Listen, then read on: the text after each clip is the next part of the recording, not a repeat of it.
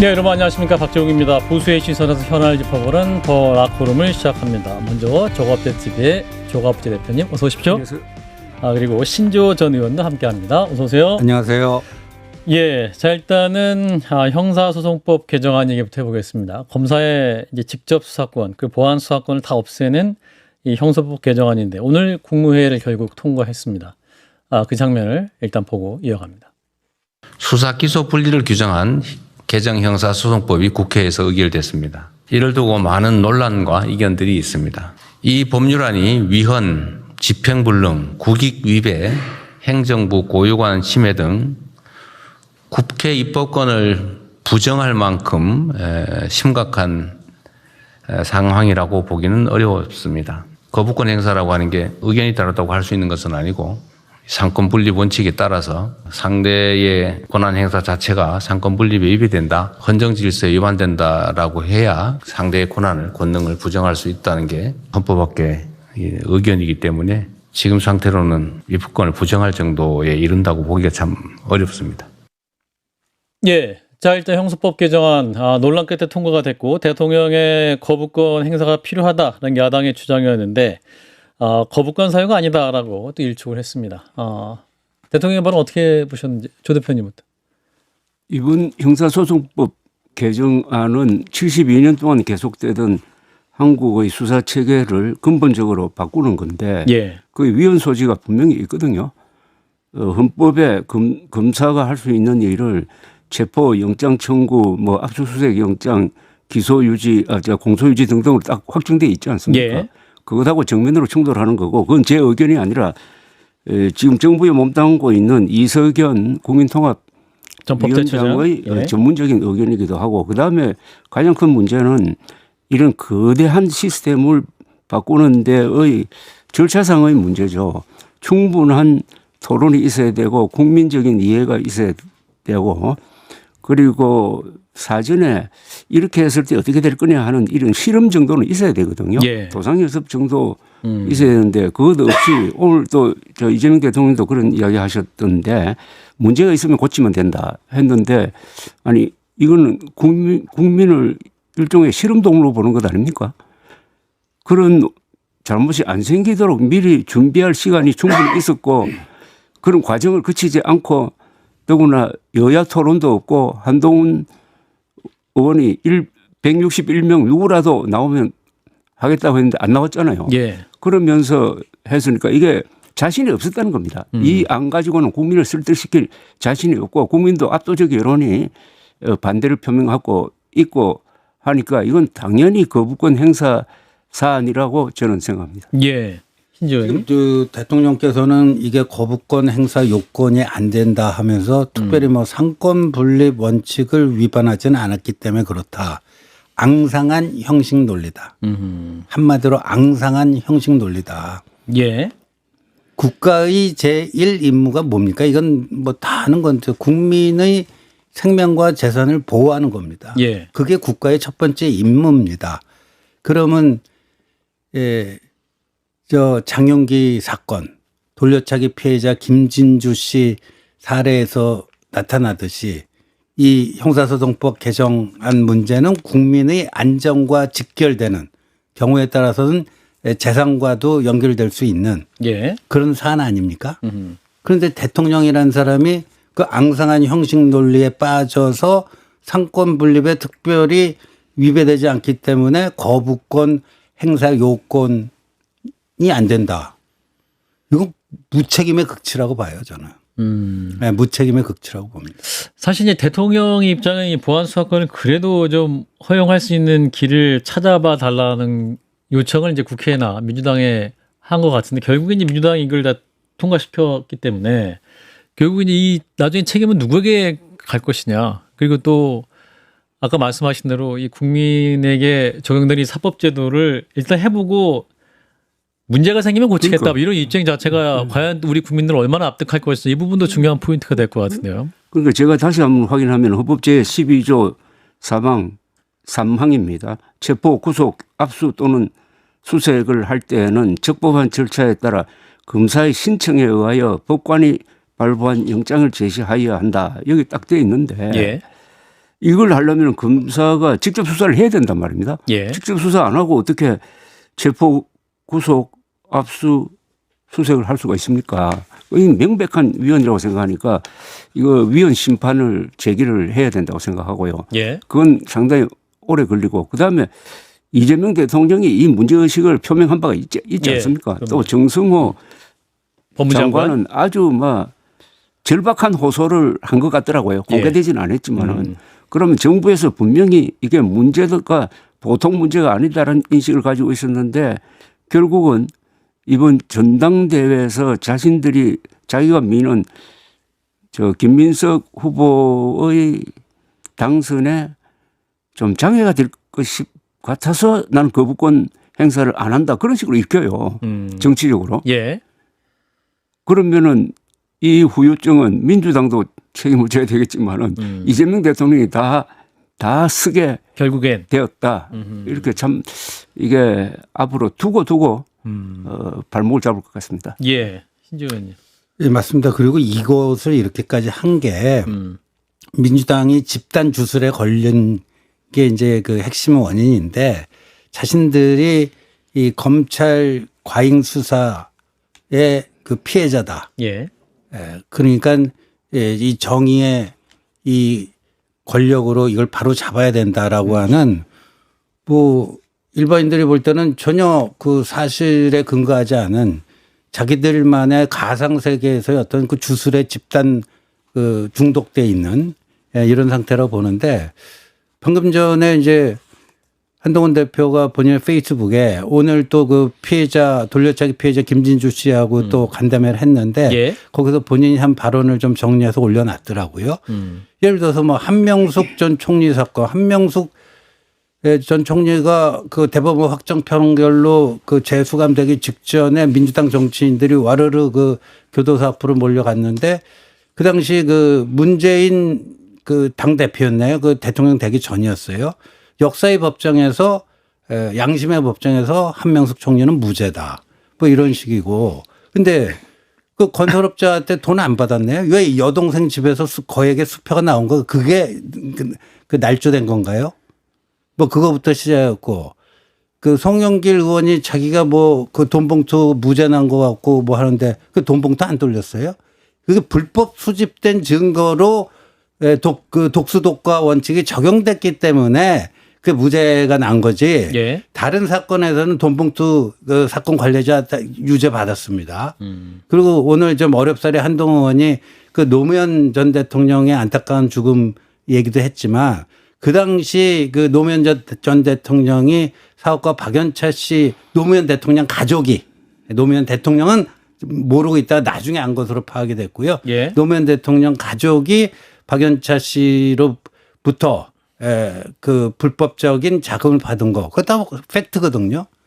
그러니까 마치 자기들이 한 범죄는 뭐 다 쓰레기통에 쳐박고 나는 그냥 억울한 피해자다. 이런 집단 주술에 걸려가지고 저 악의 화신인 검찰 조직을 깨부수는 게 마치 이 사회의 정의 실현이다. 뭐 이것 때문에 이렇게 된 건데 이제 그 자기들의 사건과 무관한 불특정 다수의 국민들이 그걸로 인해서 이제 피해를 보면 어떻게 책임을 지려고 하는지 모르겠습니다. 예. 자, 그래서 이제 통과가 됐고 이제 추진이 되는데 일단은 민주당 안에서도 좀 논란이 있는 것 같습니다. 이를테면 곽상원 의원과 이소영 의원 같은 경우는 반대표와 기권표를 던지기도 했는데 이제 곽상원 의원 같은 경우는 아까 이제 신조 의원님도 노무현 전 대통령 말씀하셨습니다만 노무현 대통령은 검수완박 출연한 적이 없다. 그 죽음을 상징적 수단으로 소비하지 말아달라 이렇게 또 밝히고 있는데 이 부분은 어떻게 들으셨는지? 괜히 노무현 전 대통령 소환해가지고 그 가족들한테 상당히 좀 불편을 끼친 것 같아요. 예. 오죽하면은 곽상은 그분이 또 변호사 아닙니까? 맞습니다. 예. 그러니까 그 김용민 의원이 뭐 마치 승리해가지고 보고하러 가는 것처럼 했다고 하니까 거기에 대해서 반박을 하면서 노무현 전 대통령은 한 번도 검찰 수사권 박탈을 생각도 해본 적이 없다고 했지 않습니까? 예. 그리고 지금 이 무리하게 검찰을 저렇게 해체하고 검사의 수사권을 완전 박탈하는 이 행동을 한 그 동기의 출발점은 2009년 5월 23일 노무현 전 대통령의 극단적 선택에 대한 일종의 복수심이라고 그럴까요? 예. 거기에 연유한다고 보는데 이 주장하는 사람들 그 시절로 한번 다시 돌아가서 그 5월에 자기가 뭘 했는지를 살펴봐야 됩니다. 그때 노무현 전 대통령 적극적으로 보호하고 나온 사람이 누가 있었습니까? 다 거리를 뒀잖아요. 예. 심지어 그때 수사를 했던 사람이 저 이인규 중수부장이었는데 그분이 선 회고록이 있지 않습니까? 누가 노무현을 죽였나 하는 거기 보면은 문재인 변호인도 한 일주일 동안 안 나타났다. 그러면서 이런 표현까지 썼어요. 문재인 씨는 이랬을 문재인 씨는 노무현의 죽음 위에 거짓의 재단을 쌓아서 정치한 사람이다. 이런 표현까지 썼다고. 예.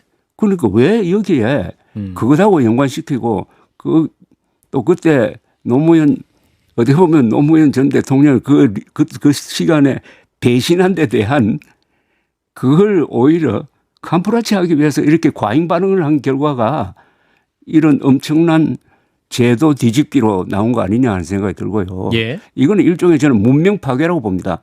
문명적 제도 중에서 제일 중요한 게 법치고 법치는 안정성이 있어야 되고 고치더라도 개혁이나 이런 이야기 쓰지 않고 개선을 하는 건 좋아요. 조금씩 고쳐야지. 이런 식으로 뒤집어 엎은 그 후유증은 또 제도의 반격이 생기는 거거든요. 그러니까 이 후유증은 국민들 실생활에 미치게 되는 데는 시간이 걸립니다. 그러나 시간이 걸리지만 확실하게 이 문제가 발생할 것이고 거기에 대한 반동도 반작용으로 치면 반작용도 확실하게 올 것이라고 생각합니다. 그 반작용. 그건 2028년이나 2030년에 정치적으로 선거를 통해서 오겠죠. 조 대표님 말씀하셨는데 2028년 총선 그리고 이어지는 대선까지 이 이슈는 어떻게 작동할 것이냐. 근데 오늘 그 이재명 대통령 발언을 보면은 예. 이게 어떤 개혁이든 한 번의 개혁으로 다 완성될 수는 없다. 시행착오 속에서 계속해서 뭐 교정해 가면서 뭐 해야 될 것이다. 이런 예. 얘기 하는데 저는 그걸 보면서 이렇게 해석을 했어요. 일단 전당대회 김민석 승리하게 해야 되니까 예. 이번 건 그냥 패스하고 거부권 행사 안 하고 김민석 당대표로 만든 다음에 뭐 부작용이나 이런 게 발생하면 그때그때 끊임없이 좀 손을 봐서 좀 그 정치적인 역풍이 우리에게 좀 덜 오게 뭐 할 수 있지 않겠느냐. 이런 식으로 저한테는 읽히더라고요. 근데 그것도 정말 대통령으로서 할 짓이에요, 그게. 이게 국민의 생명과 안전, 재산에 직결되는 문제를 자신의 정파의 어떤 정략적 이익을 위해서 목적과 수단이 완전히 이게 전도가 돼버린 거죠. 예. 이거 이번에 개정안과 연동되어 가지고 고쳐야 될 법안이 한 190개가 된답니다. 예. 그거하고 다 이렇게 유기적으로 연결되어 있거든요. 예. 그거 하는 과정에서 또 무슨 일이 생길지 또 문제가 생기면 또 고친다. 이래가지고 이게 법이 나는 누더기가 될 것 같아. 그런데 로우란 뜻이 말이죠. LAW 로우란 뜻이 이게 바이킹 말입니다. 그 어원이 무슨 뜻이냐 하면은 제자리에 놓는다는 뜻이에요. 예. 법의 목적이 공동체가 유지되려면은 각자가 제자리에서 일을 할 수 있도록 안정성을 갖춰줘야 되는데 이거는 완전히 흔들어 버린 거 아닙니까? 예. 한국 사회가 흔들린 거예요. 이것이 분명히 또 2028년이라든지 이어진 대선까지 후과가 있을 것이다라는 말씀. 예, 일단 말씀하신 대로 민주당은 또 정성호 장관 역시 이게 또 하다가 문제가 생기면 또 고쳐야 신속히 고쳐야 된다 이렇게 말하고 있기 때문에 아마도 개별입법을 통해서 뭔가 바뀔 가능성이 있어 보이는데 또 이런 가운데도 정부가 어제 세제 개편안을 내놨습니다. 핵심은 증세였고 부동산 관련한 내용이었는데 사실은 또 민주당 수도권들도 민감하게 반응하고 있고 국민의 입장에서도 굉장히 이 가장 큰 피해자는 서민들이다 이렇게 비판하고 있습니다. 내용 어떻게 보셨는지? 그러니까 이제 문재인 정권 때는 다주택자들이 타깃이었어요. 예. 근데 이번에는 똘똘한 한 채 보유자가 타깃이 됐고요. 예. 그러니까 강남뿐만 아니라 마영성에 약간의 평수 있는 이런 보유자들이 다 이제 타깃이 된 건데, 근데 이 세제 개편을 해서 이 집값을 안정시키겠다는 거 아니에요. 예. 그 집값이 안정되려면요. 예, 지금 수요 공급 관계가 균형이 맞아야지 집값이 가격이 안정되는 거 아닙니까? 예. 이게 뭐냐면 이게 세금 폭탄이라고 보는데, 세금 폭탄을 투하해서 집 가진 사람들이 너무나 고통스럽고 괴로워서 집을 내놓고 시장에 공급량이 늘어나고 예.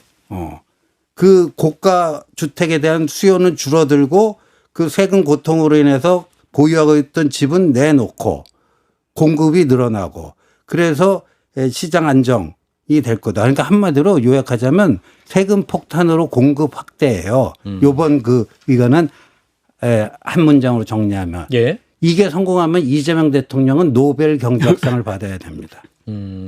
그렇다면 성공 가능성은 매우 낮게 보신다. 택도 없는 소리죠. 택도 없는 소리다. 조 대표님. 저는 이 부동산 문제에 대해서 말할 이 자격이 없는데, 왜냐하면 강동 송파구에 살다가 30년 전에 강북으로 이사를 왔어요. 그래서 무화연동 이사 온 다음에는 이런 예. 문제에 대해서는 먼 나라 이야기 같아요. 그런데 부동산 문제가 어떻게 보면 전국적인 문제가 아니에요. 예. 딱 줄이면은 강남 문제인데 이게 과잉 대표되고 있는 면도 있다고 생각합니다.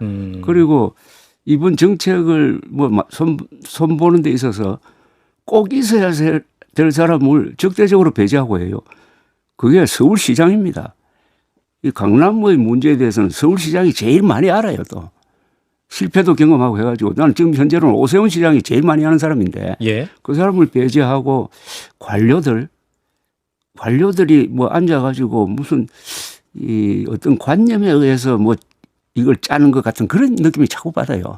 그리고 이재명 대통령도 오늘 이야기할 때도 근로소득세는 약 50%를 내야 되는데 양도소득세는 그보다 훨씬 적다는 식으로 이런 이야기를 했는데 그건 비교할 걸 비교해야지. 예.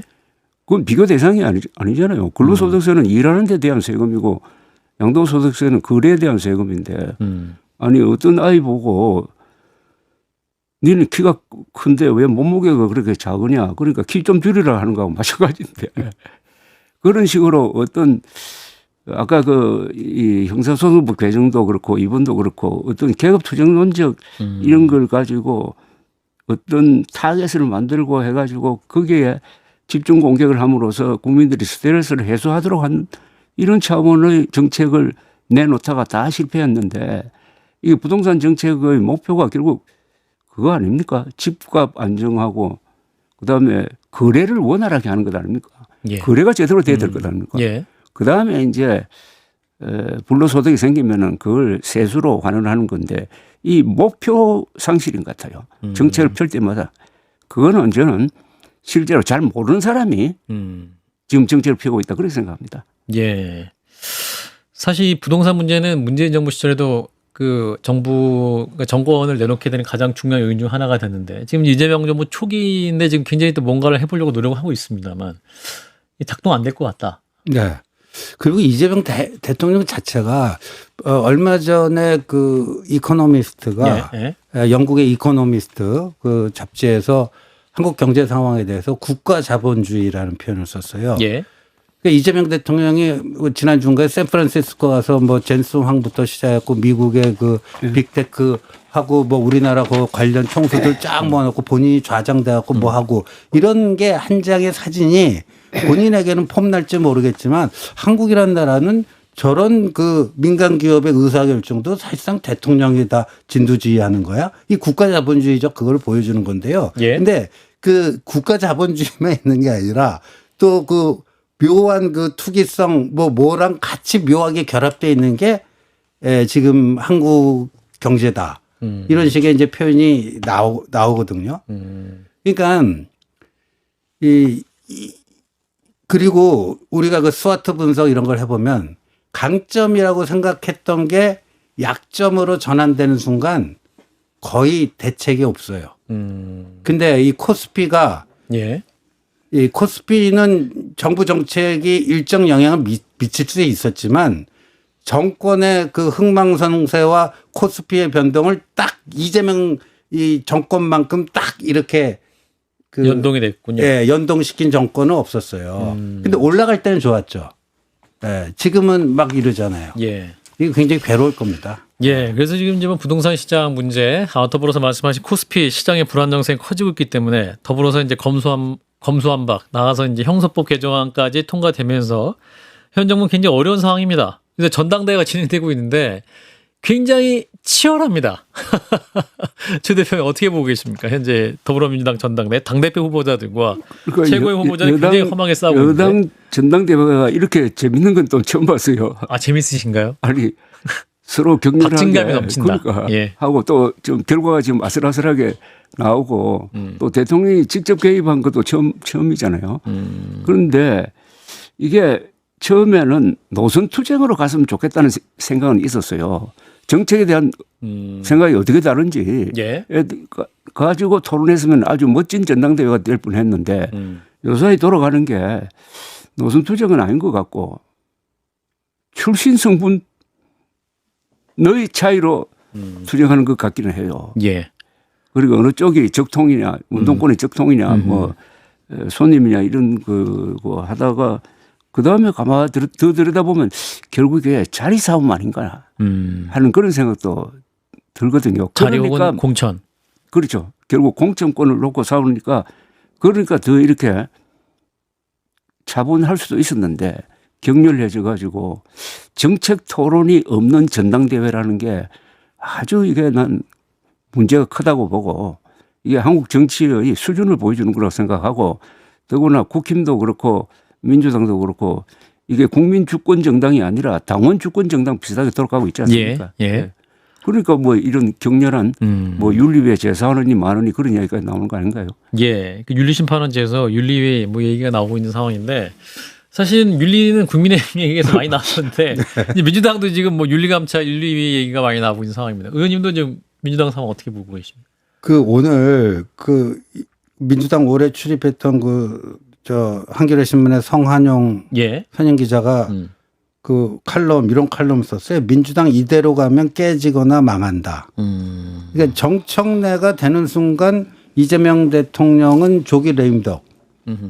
이고 이재명 대통령이 마음속에 품고 있는 뭐 공소 취소랄까 연임 개헌이랄까 이런 거는 좀 수포로 돌아갈 가능성이 높다. 그러니까 정청래가 돼도 좀 망할 수가 있다. 그런데 김민석이 되면은 그 망하는 시점은 늦춰질 수 있지만 더 크게 망한다.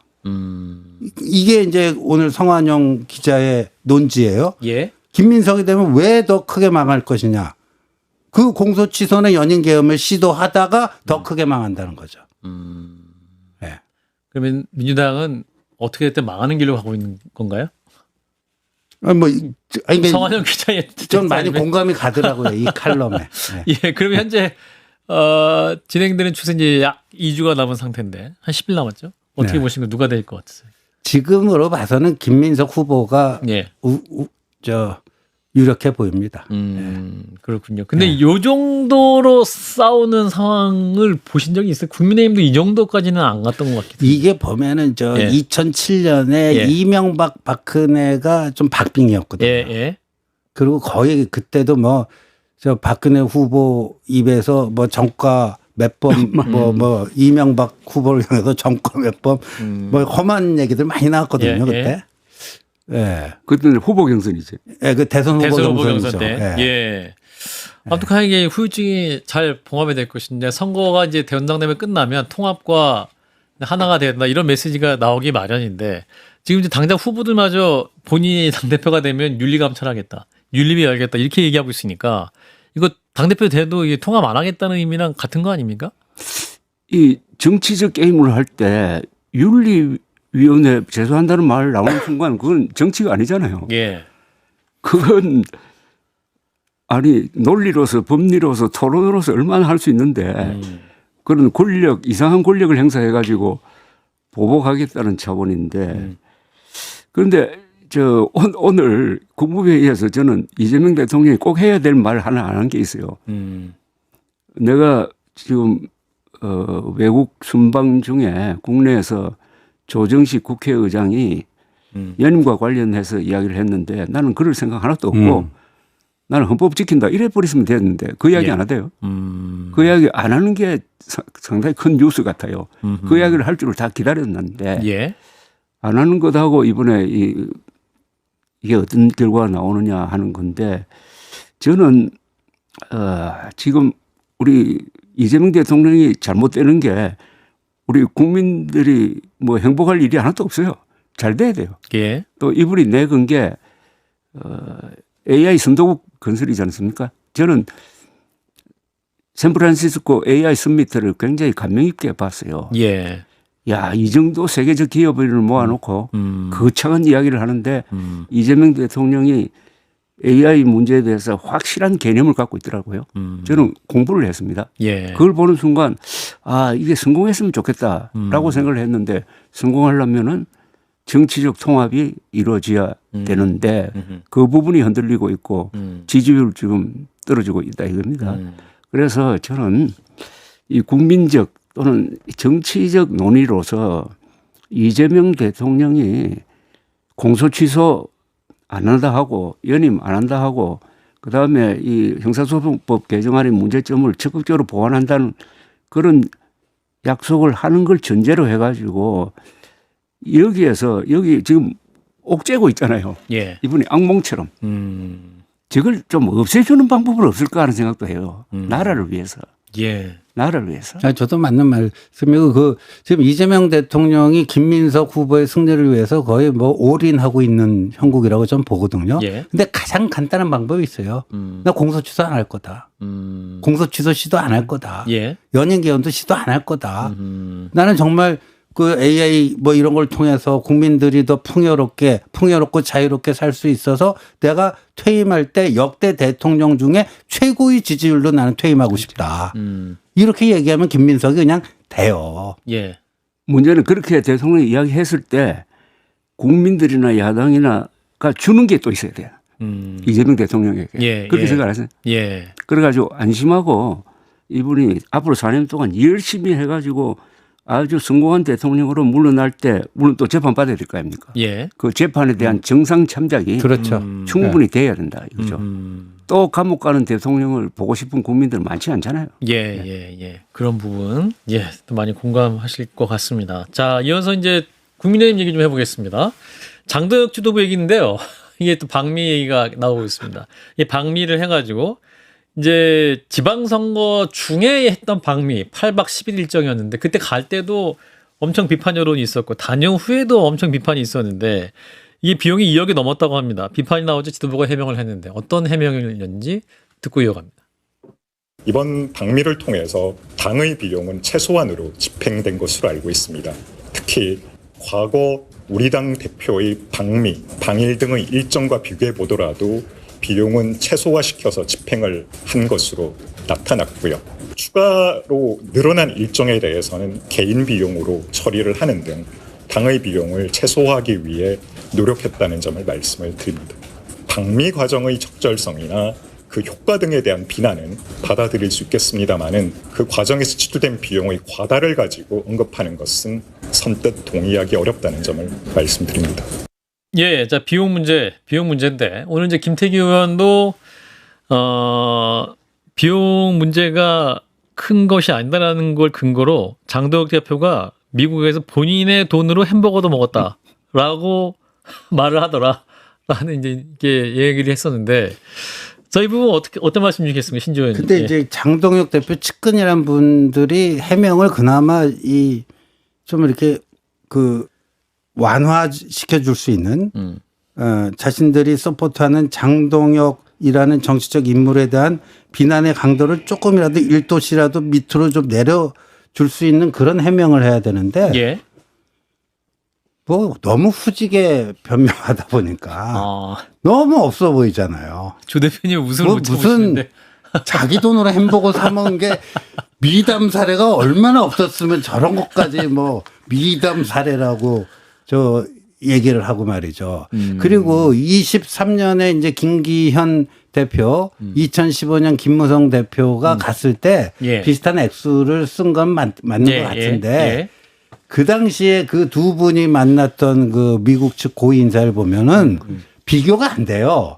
그러니까 이 2억 원이라고 하는 출장비의 그 액수의 과도함을 얘기하는 게 아니라 예.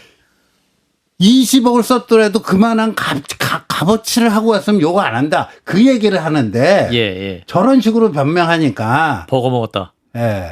사 먹었다, 버거는. 그리고요. 뭐 그 비용 면에서는 오히려 조금 줄어들었습니다. 이렇게 얘기하니까 뭐 우이독경이죠, 우이독경. 예. 그런데 대표님. 저는 예. 이 또 잊어버릴 만한 걸 또 꺼내가지고 예, 8박 10일. 생각하게 되는데 예.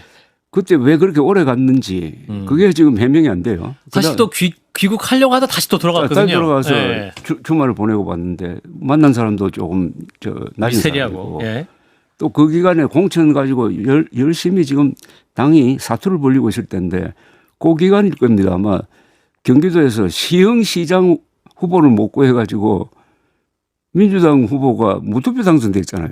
예. 무공천이었죠. 그러니까 그런 수가 있습니까? 또 하나 나는 이번 방미에서 찜찜한 게 저 사람들이 누구 소개로 갔으면 누구를 만나는 걸 목표로 했느냐. 아마 트럼프 대통령하고 만나서 백악관에 사진 하나 찍는 게 목표였을 것 같아요. 그게 안 됐잖아요. 그거 안 되면은 적어도 국무장관 정도로 만나야 되고요. 예. 해야 되는데 그것도 안 되고 결국 만난 사람이 부차관보였어요. 예. 이건 인사청문회 대상도 안 되는 사람입니다. 예. 그러니까 우리나라 중앙부처 국장급이거든요. 그 사람도 또 귀국을 연기해 가면서까지 만난 거예요. 이게 국민으로서의 자존심 문제입니다. 이러면 안 되잖아요. 그렇죠. 제1야당은 제1야당 되는 대우를 받아야지. 그래서 여기서 느끼는 게 자꾸 제가 이 장동혁 세력을 극우라고 하는데 이 사실 극우 자격도 없어요. 유럽에서 극우라고 하면은 딱 두 가지 조건입니다. 하나는 내셔널리즘이에요. 그리고 하나는 국익이에요. 예. 그리고 주권입니다. 국민주의, 국익, 주권을 끝까지 추구한다 하는 사람들이 다 이게 극우로 평판이 있는데 이 장동혁 체제는 사대주의예요. 난 미국에 대한 사대주의면 오히려 괜찮겠어. 예. 트럼프에 대한 사대주의입니다. 그 이유가 트럼프가 부정선거 음모론자니까 같은 패거리 의식을 가지고 방미를 했다가 그쪽에서도 외면해가지고 돌아왔으니까 지금 뭐 신임원 말대로 2억이 아니라 20억을 쓰더라도 국익을 위해서 활동했다면 이런 문제가 안 생기는데 이걸 통해서 새삼스럽게 나는 장동혁 그룹의 이 개념 규정을 앞으로 학술적으로 한번 할 필요가 있다고 생각하는 게 우리나라 역사상 처음 있는 정당이거든요. 이런 정당은 처음입니다. 세계적으로도 이런 정당 드뭅니다. 네. 자기 국익은 포기하고 오로지 부정선거 음모론과 연결돼 가지고 뭘 하려고 하다가 우스꽝스럽게 됐는데 예. 그래도 지지 세력이 있고 지금은 또 전국 재선거를 주장을 하고 실현 불가능이잖아요. 이런 가운데 이제 국민의힘 윤리위 이제 7인 체제가 됐는데 여전히 내부 파행의 상황입니다. 일단 장동혁 당대표는 이제 이 윤리위를 움직여가지고 뭔가 징계를 하고 싶은 의사가 있어 보이는데 지금 이제 우정환 부위원장이랑 황경성 윤리위원이 성명서를 내고 윤미애 위원장 책임지고 물러나야 된다. 뭐 이렇게 얘기를 하고 있습니다. 이제 한동훈 의원에 대한 징계 논의를 할 때 외부인과 사전에 공유했다는 건데 네. 외부인이 누구예요? 외부인요. 제가 맥락상으로 보면 그거는 장동혁 측근으로 일으킬 수밖에 없는 맥락상으로 보면. 예. 그래서 그 한동훈 금년 초부터 한동훈, 배현진, 김종혁 등 주요 인물들 징계 심의 과정에서 모든 정보를 사전에 공유하고 심지어 상의까지 했다. 예. 네. 그래서 이거는요, 지금 뭐 조경태, 진종호, 뭐 권영진 3명 그 징계 심의 올라 있지만 예. 여기서 일단 스탑을 시켜야 됩니다. 윤미도라는 사람이 이 윤리 심판을 할 정도의 자격이 있는지 아닌지 그거부터 가려야 됩니다. 예. 예. 그래서 이거는 근데 제가 저희 당 당원 당규를 찾아봤더니 윤리위가 이상해졌을 때 그걸 어떻게 할 것인가에 대해서는 나와 있는 게 없어요. 근데 우리가 상식선에서 판단해 보면은 그 중립적 외부 인사로 진상조사단을 구성해서 예. 지금 그 우종우, 황경성 두 명의 윤리위원이 제기한 윤민우 관련 의혹, 외부인하고 어느 정도까지 뭘 했고, 예. 그래서 그게 일정 부분 사실로 드러난다면요, 윤민우 윤리가 했던 모든 처분은 다 원천 무효가 된다고 봅니다, 저는. 예. 그래서 김종혁, 배현진 두 사람은 법원에 가처분 소송으로 징계를 무효화시켰고 한동훈은 정치적 선택, 정치적 해결을 하자 하면서 법적 소송을 안 걸었죠. 그래서 현재 그 한동훈에 대한 징계는 유효한 상태죠. 그런데 이 진상조사 결과 문제가 있다. 그러면 이건 당헌 당규 위반한 윤리 결정이거든요. 예. 윤리는 독립하여 해야 되고 그 윤리위 과정에서 부정행위가 있어서는 안 되고 그 당헌 당규를 여러 개 위반한 거예요. 그 원천 무효예요. 예. 그러면 한동훈 징계도 무효가 됩니다. 예. 그렇군요. 일단은 그럼 윤민우 위원장의 윤리를 멈춰야 된다. 멈춰야 됩니다, 일단. 방법이 뭡니까, 근데? 당대표 의지가 그대로면. 당대표가 이거 할 리가 없죠. 예. 예, 할 리가 없으니까. 근데 이제 그 의원들이 들고 의총에서 들고 일어나야죠. 이거 일단 중단시키고 윤민에 대한 의혹 규명부터 먼저 하자. 선 윤민우 의혹 규명. 후 뭐 징계 심의. 근데 이제 이 장동혁 지도부의 특징 자체가 뭔가 의원총회에서 이 비판마저도 비판해라 하고 반응은 안 보이고 버티기거든요. 이 이제 윤민우 위원장에게도 비판 굉장히 많았습니다만 이렇게 또 그냥 당대표가 듣지 않고 버티면 이분도 그대로 유지되는 거 아닙니까? 그래서 저는 지금 국민의힘에서 일어나고 있는 거는 이건 일종의 정신병동의 사이코 드라마 같은데 한번 생각해 보십시오. 우리가 연합군이 원자폭탄을 터뜨려 가지고 해방됐다 이겁니다. 예. 해방된 다음에도 친일파가 계속 떵떵거리면서 관료들을 좌지우지하고 관료들을 눈치 보는 그런 꼴 아닙니까?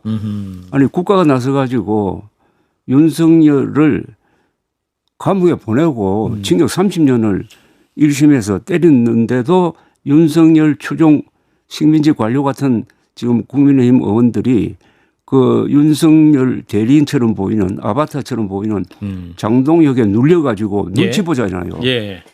이거 제대로 된 이야기입니까? 그래서 지금은 결국 내란 세력이 애국 세력 탄압하는 거예요. 내란 세력을 대표하는 장동혁 당권파가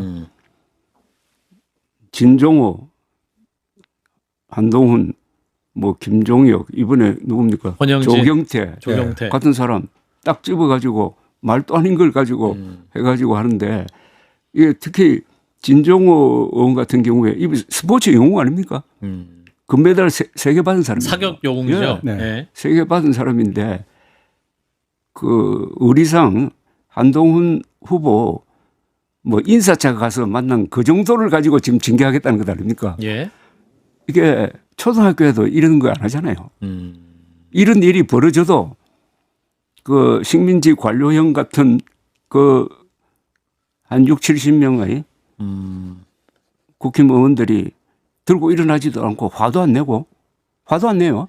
화 내시는 분이 있는데 이게 이제 개별적으로 내시고 이게 단합되지 않고 안 있고. 보이는 데서 화내지. 예. 그리고 이제 뭐랄까 화 내도 그냥 버티니까 괜찮네 뭐 이런 게 학습된 것 같아가지고. 그렇죠. 그러니까 그 비겁한 건데 예. 그런 사람을 정치하면 안 되죠. 근데 예. 처음에 우리가 6.3 선거 이후에 이제 장동혁 대표를 향해서 좀비 대표다. 예. 이런 표현을 했잖아요. 예. 근데 그 좀비 대표를 그 존속시켜주는 당이 돼버린 거예요. 그러니까 예. 당 자체가 좀비 정당이 돼버리는 거예요. 이렇게. 그러면은 결국 누가 하든 고쳐설 수 없다는 게 명백하니까 이제 한 2년 남았으니까 제대로 된 보수 정당을 창당해야 된다는 창당 불가피론이 나올 것 같아요. 한 2달 전에 제가 그 이야기 했을 때는 에이 하던데 요새 만나면은 그 길밖에 없겠다는 생각을 해요. 그 사이에 워낙 이게 이런 그래서 앞으로 아마 저는 아주 멀리 보고 예. 제대로 된 정당 만드는 거. 국민 중심당, 당원 중심당 아니고 예. 국민 중심당 만들고 헌법 사실 상식을 존중하는 70%의 행동하는 국민들이 뒷받침하는 정당을 만드는 기치를 걸면은 된다고 봐요. 예, 조 대표님 말씀을 제가 오랜 시간 들었기 때문에 이게 다 이게 공감하시는 분이 많은데 문제는 지금 선관위 특검법이 통과돼가지고 네. 선관위가 그동안 했던 허술한 관리가 정말 심각했다는 게 드러나면서 네.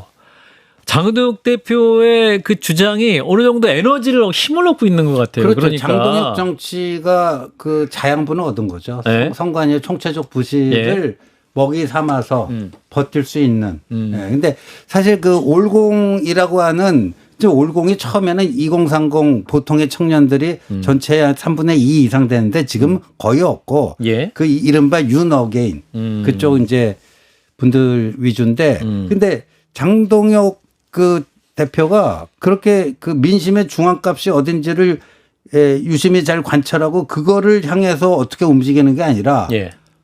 이제 변질된 올공 그 좁은 공간에 스스로 가둬버렸잖아요. 예. 전 그 자폐 정치라고 보는데 장동혁의 그러면 그 망하는 게 당연한데 선관위의 총체적 부실이 또 긴급 수혈을 해준 거예요. 그게.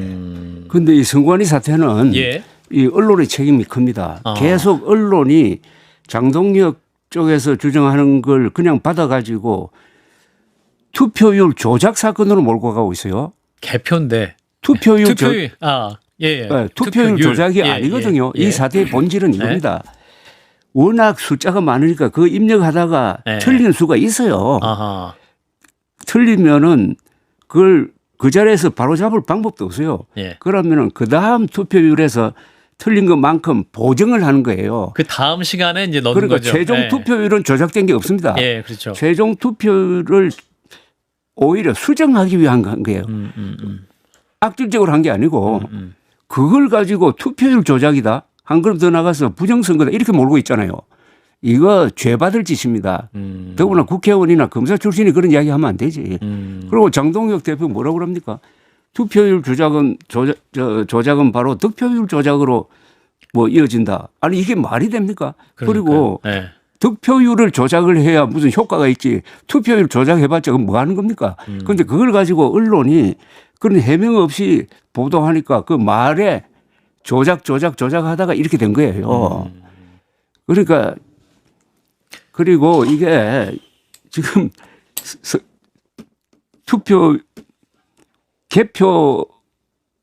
개표장마다 거기서 그 개표 결과를 확정하잖아요. 예.